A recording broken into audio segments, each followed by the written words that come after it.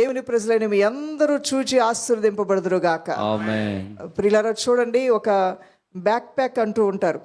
Shoulders మీద బ్యాగులు వేసుకుంటూ వెళ్తారు కదా. చాలామంది పిల్లలు స్కూల్ బ్యాగులు మోస్తూనే ఉంటారు. 10వ తరగతి వరకు కూడా ఆల్మోస్ట్ ఒక 12 సంవత్సరాలు బ్యాగులు మోస్తారు. ఆ బ్యాగులు మోయదగినవైతే ఓకే, బ్యాగ్ ఉంది కదా అని ప్రతి రాయిని, ప్రతి రప్పని, ప్రతి వస్తువుని అలా వెనక బ్యాగులో వేస్తూ ఉంటే ఆ బరువు మోయాల్సింది ఎవరు? నువ్వే కదా. నువ్వే మొయ్యాలి. నీ కడమని అన్నీ లోపల వేసేయటానికి కాదు, నీకు బ్యాగ్ ఉంది. అవసరమైనవి మాత్రమే పెట్టుకోవడానికి బ్యాగు. కానీ నువ్వు అన్నిటినీ బ్యాగులో పడేస్తూ ఉంటే అది 5 కేజీలు ఉండాల్సింది 50 కేజీలు అయిపోయి, అది 100 కేజీలు అయిపోయి, అది 200 కేజీలు అయితే నువ్వు ఎంతవరకు మోయగలుగుతావు? నీకు తెలియకుండా నీ ఎముకలు, నీ యొక్క గుండె అంత క్షీణించిపోతూ ఉంటుంది, కృషించిపోతూ ఉంటుంది. అది కొన్ని రోజులకు అనారోగ్యంగా మారి నీ యొక్క అవయవాల్లో ఉన్న జీవం కోల్పోయే అవకాశం కూడా లేకపోలేదు. అందువలన కొన్ని అవయవాలు మొద్దుబారిపోయే అవకాశం కూడా ఉంటుంది. ఎందుకు ఈ మాట చెప్తున్నామంటే, మనందరికీ భూమి మీద బతుకుతున్నప్పుడు బ్యాక్ ప్యాక్లు ఉన్నాయి. అంటే బరువు, కాడి, మాను, భారము అన్నాడు దేవుడు. సమస్త భారము మోసుకొని పోవచ్చిన సకల జనులారా నా యొద్దకు రండి. ఆయన అందరినీ రమ్మన్నాడు, సకల జనులు రమ్మన్నాడు. రానోళ్ళది దురదృష్టం, వచ్చిన మనం అదృష్టం. దేవుని స్తోత్రం, హల్లెలూయా. ఆ కాడిని తీసివేస్తానంటున్నాడు. ఒక పాపపు కాడిని ఆల్రెడీ పాపపు కాడి మన మీద నుంచి తీసివేయబడింది. ఇంకా మన జీవితాల్లో చింతలు, వేదనలు, సమస్యలు, అనారోగ్యాలు, ఆర్థిక ఇబ్బందులు, ఆయా విధమైన మానసిక రుగ్మతులు, ఆయా విధమైనటువంటి కృంగిన స్థితులు, నిరాశ, నిస్పృహలు, ఇవి రోజు రోజుకి కూడా దాచిపెట్టుకుని నువ్వు మోస్తున్నావేమో. ఆ బ్యాక్ ప్యాక్లో నువ్వు మొయ్యలేని భారం మోస్తూ ఉన్నావేమో. అది నీ కృంగుదలకు కారణంగా అవుతుందేమో, నీ యొక్క ఆవేదనలు ఇంకా అధికమవటానికి కారణంగా అవుతుందేమో. జాగ్రత్త దేవుని బిడ్డ. మోయలేని భారాన్ని నీ దేవుడు నీకు ఇవ్వనంటున్నాడు. కానీ నువ్వెందుకు మోయలేని భారాన్ని నువ్వు మొయ్యాలనుకుంటున్నావు? ప్రతి చిన్నది నీకు చింతే, ప్రతి విషయము నీకు సమస్యే. ప్రతిదాన్ని నువ్వు మనసులోనికి తీసేసుకుంటావు. నీ మనసు ఎన్ని మోయగలదు? ఎంత భరించగలదు? అసలు తీసుకునేది ఎక్కువ, నీ లోపల నుంచి బయటికి పంపించేది తక్కువ. అలా మీలో అనేక మంది గుండెలు బరువెక్కాయి, మనసు బరువెక్కింది, మీ బ్యాక్ పెరిగిపోయింది, మీ బరువు బాగా పెరిగిపోయింది. ఎందుకో తెలుసా? అనవసరమైన చింతలు కూడా నువ్వు తీసుకుంటున్నావు. అవసరం లేనివి కూడా నీ మనసులో తీసుకుంటున్నావు. ఏవేవో మాటలు, ఆ మాటలు నీలో పెట్టుకుంటున్నావు, గొడవలు నీలో పెట్టుకుంటున్నావు, కోపాలు నీలో పెట్టుకుంటున్నావు, దుఃఖం నీలో పెట్టుకుంటున్నావు, చింతలు నీలో పెట్టుకుంటున్నావు. ప్రతిరోజు నువ్వు లోపల వేయటమే తప్ప తీయటానికి నీకు మనసు రావట్లేదు.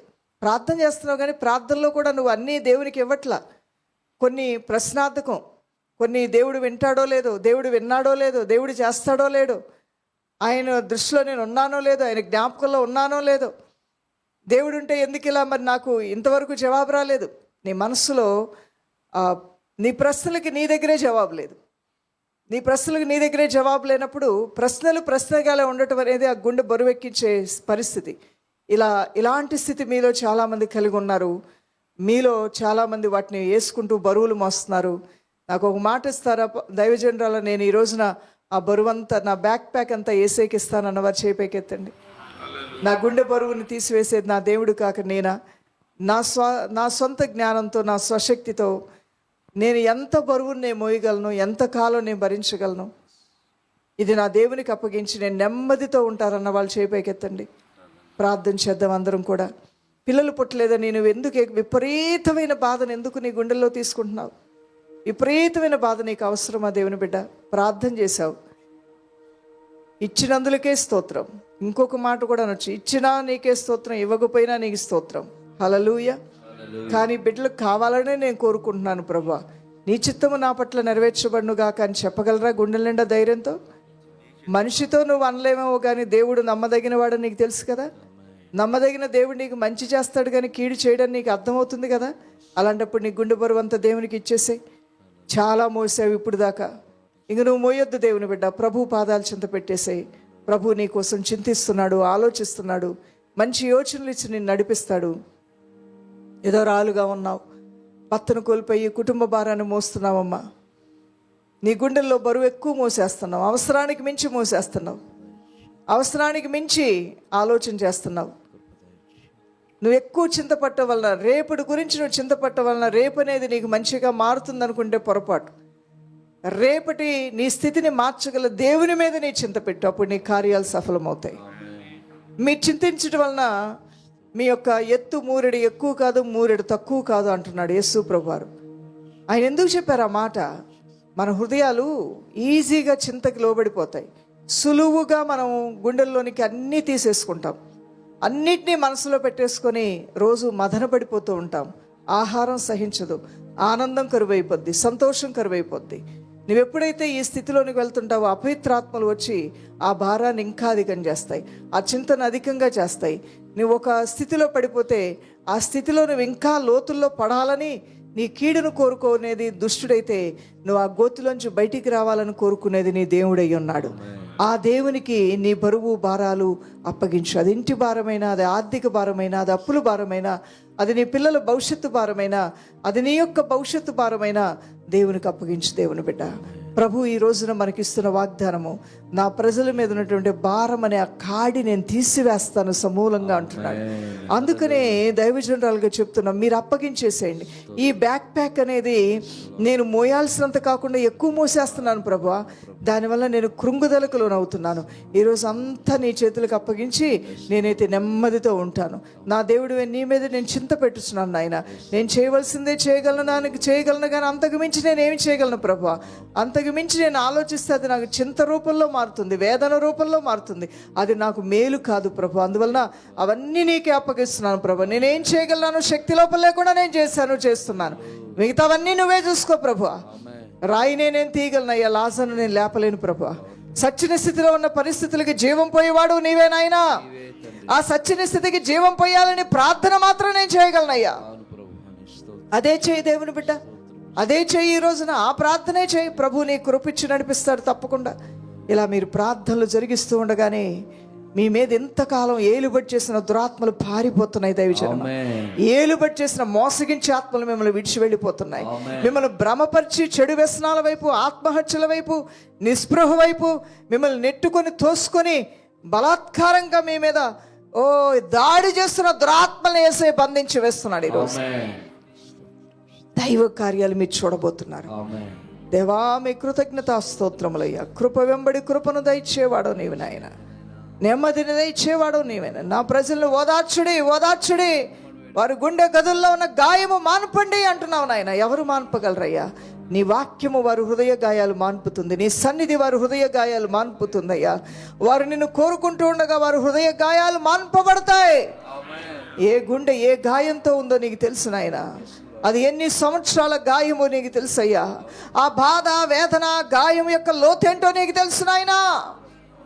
నా బాధను ఎవరు పోడ్చగలరు, నాకు ఎవరు న్యాయం చేయగలరని ఏడుస్తున్నావు. నా జీవితంలో నేను ఎన్నోసార్లు అన్యాయం చేయబడ్డానని, మోసగించబడ్డానని, కించపరచబడ్డానని, అవమానపరచబడ్డానని, అశ్రద్ధ చేయబడ్డానని, నిర్లక్ష్యపరచబడ్డానని, ఎంతోమందికి నేను మేలు చేశాను.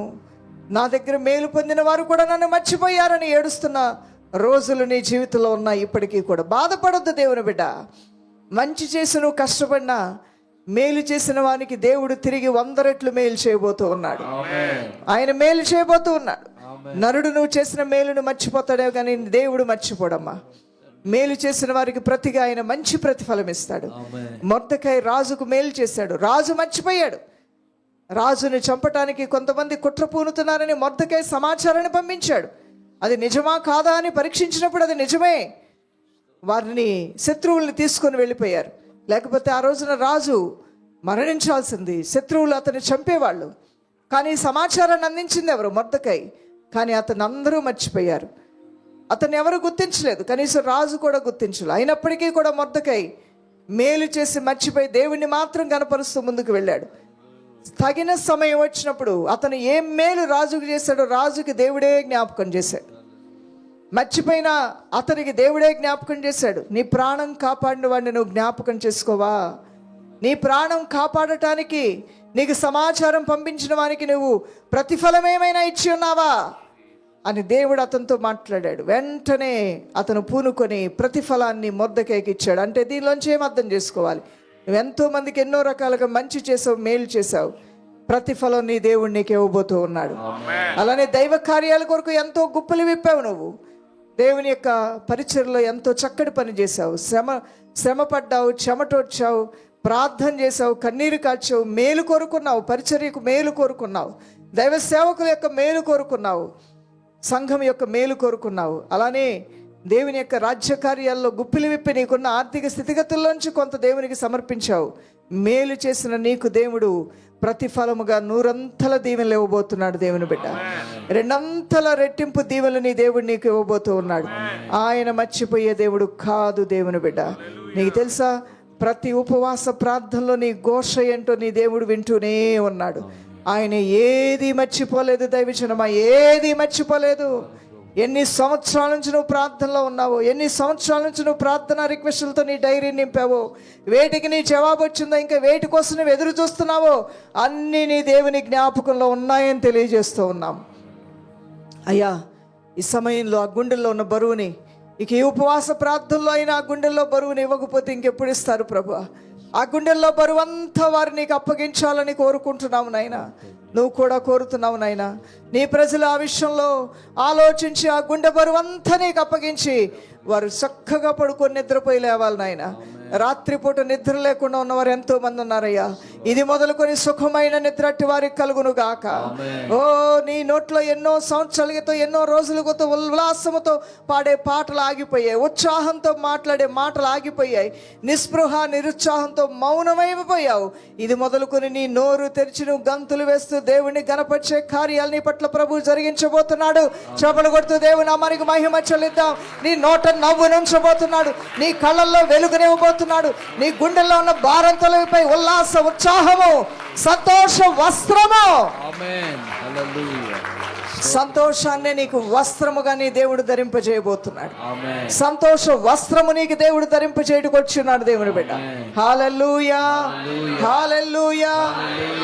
ప్రభు యొక్క ఆత్మ సన్నిధి మన మధ్యలో ఉన్నది. దైవజనమా, దేవుని యొక్క ఆత్మ మనల్ని ప్రేరేపించి అనేక రీతిలుగా ఈరోజు నడిపిస్తూ ఉన్నాడు. ఈరోజు దేవుని యొక్క సన్నిధిలో పాల్గొన్న మీరు ధన్యులు.